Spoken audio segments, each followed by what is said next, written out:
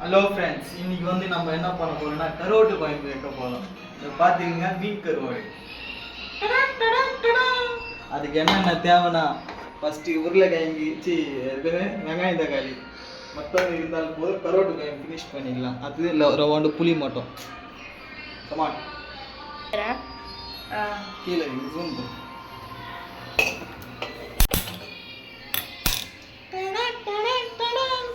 அதுக்கப்புறம் எண்ணெய் ஊற்றணும். எண்ணெய் ஊற்றினோன்னா 1/2 லிட்டர் எண்ணெய் அப்படியே ஊற்றிட்டு போகிறீங்க. லைட்டாக கொஞ்சம் வந்து ஓகே, லைட்டாக கடுகு போட்டுக்கலாம். பொரிஞ்சு வந்தோடனே கருவேப்பிலை போட்டுக்கலாம். அதுக்கப்புறம் வெங்காயத்தை போட்டுக்கலாம்.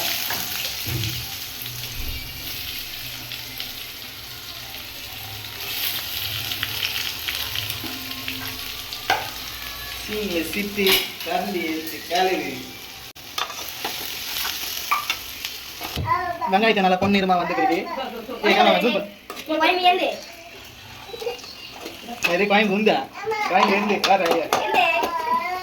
அது தக்காளியை கட்டிக்கலாம்.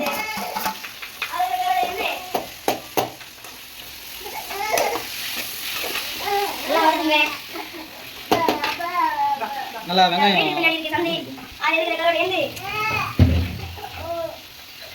லைட்டா உப்பு கொட்டிக்கலாம். டப்பா கொட்டிட்டு பாருங்க. கேமராமேன் எனக்கு போயிட்டு வருது மாதிரி.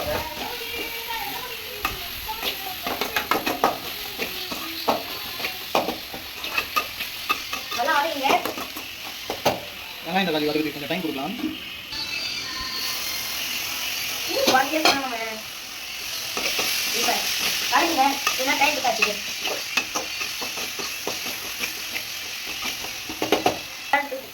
கொஞ்சம் மூடி வச்சுக்கலாம். நல்லா ஒன்றும் கொஞ்சம் வேலை நல்லா வந்துடும்.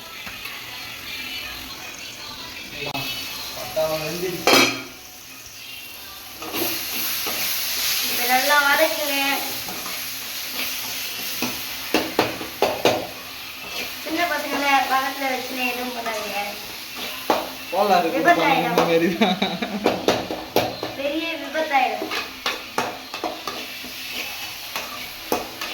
அப்புறம் மூஞ்சில தீங்கு போயிடும். அப்புறம்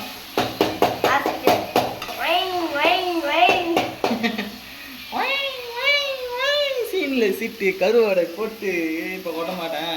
சாப்பிட்டு சீனில் சிட்டு இப்போ மிளகா தண்ணி போட்டு 2 ஸ்பூன் போட்டா கரெக்டாக இருக்கும். 3 போட்டா 2.5 ஸ்பூன் போட்டால் கரெக்டாக இருக்கும். கொஞ்சம் காரம் கொஞ்சம் கம்மியாக தான் சாப்பிடுவோம் போல. அதனால கொஞ்சம் உங்களுக்கு ஏற்ற மாதிரி நீங்கள் காரம் போட்டுக்கலாம். தலைவன் கரெக்டாக சொன்னான் பாருங்க, அதை கரெக்டாக ஃபாலோ பண்ணுவோம். நல்லா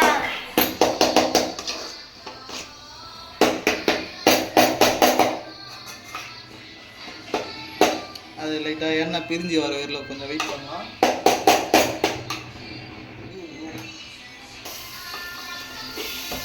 பாருங்க, கொஞ்ச நேரம் வதக்கிட்டே இருங்க.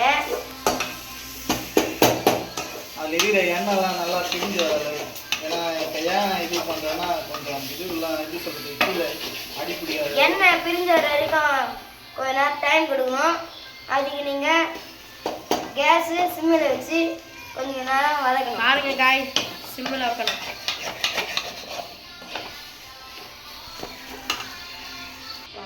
அவ்வளோதான், எண்ணெய் லைட்டாக வந்துடுச்சு. அதனால் நம்ம என்ன பண்ணிக்கலாம், இப்போ வந்து லைட்டாக தண்ணி ஊற்றிக்கலாம். அதுக்குன்னு ஒரு அணக்கில் தண்ணி ஊற்றிட்டு பாருங்க. ஒரு லிமிட்டாக ஊற்றுங்க. உங்களுக்கு எவ்வளோ வேணுமோ அவ்வளோ ஊற்றிடுங்க. கொஞ்ச நேரம் தழுவின்னு இருங்க.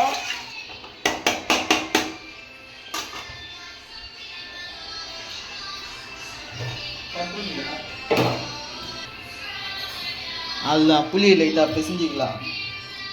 அது குழம்பு நல்லா கொதிக்கும் போது புளியை ஊற்றிக்கலாம். நீங்கள் புளியை கொஞ்சம் உங்களுக்கு ஏற்ற மாதிரி லிமிட்டாக வச்சுக்கோங்க. அவ்வளோ நீங்கள் சிட்டி கேமராவை கட்டு மஜாவாக கொதிக்குது குழம்பு. இன்னும் நல்லா கொதிச்சு வரட்டும். ஹலோ ஃப்ரெண்ட்ஸ், இப்போ வந்து நம்ம கரைச்சி வச்ச புளியை ஊற்றிடுவோம்.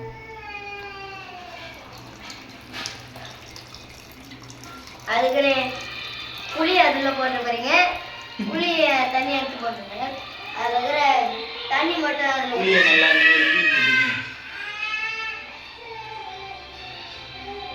நல்லா பீஞ்சு விட்டீங்கன்னா இந்த மாதிரி வந்து செக்கை இதை தூக்கி ஏழையை பூட்டி நல்லா புளியை ஊற்றணும். கொஞ்சம் நல்லா கொதி வரட்டும். ஓகே, அது வரைக்கும் நீங்கள் வெயிட் பண்ணுங்க. ஆஃப் பண்ணுறேன். பாருங்க கைஸ், மஜாவாக கொதிக்குது குழம்பு. பக்காவாக குழம்பு ரெடி ஆயிடுச்சு. இப்போ வந்து நம்ம அதை மீன் கருவாடுன்றதுனால கொதிக்க சொல்ல மட்டும்தான் அது போடணும். இந்த பெரிய கருவாடு யாருக்கு? எனக்கு. இது அஜய், இது குருக்கு, இது சூர்யாவுக்கு, இதெல்லாம் தன்விகாவுக்கு. கருவாடை கொட்டியாச்சு. நெக்ஸ்ட்டு பிளேட்டில் கவர் பண்ணலாம். ஓகே, இன்னும் ஒரு கரெக்டாக ஒரு 5 நிமிஷம் கழிச்சு இறக்கிடலாம் குழம்பு. ஓகேவா? ஃபைனல் டச் முடிச்சாச்சு. இப்போ வந்து என்ன பண்ண போகிறோன்னா நம்ம பிளேட்டுக்கு மாற்ற போகிறோம் எல்லாத்தையும்.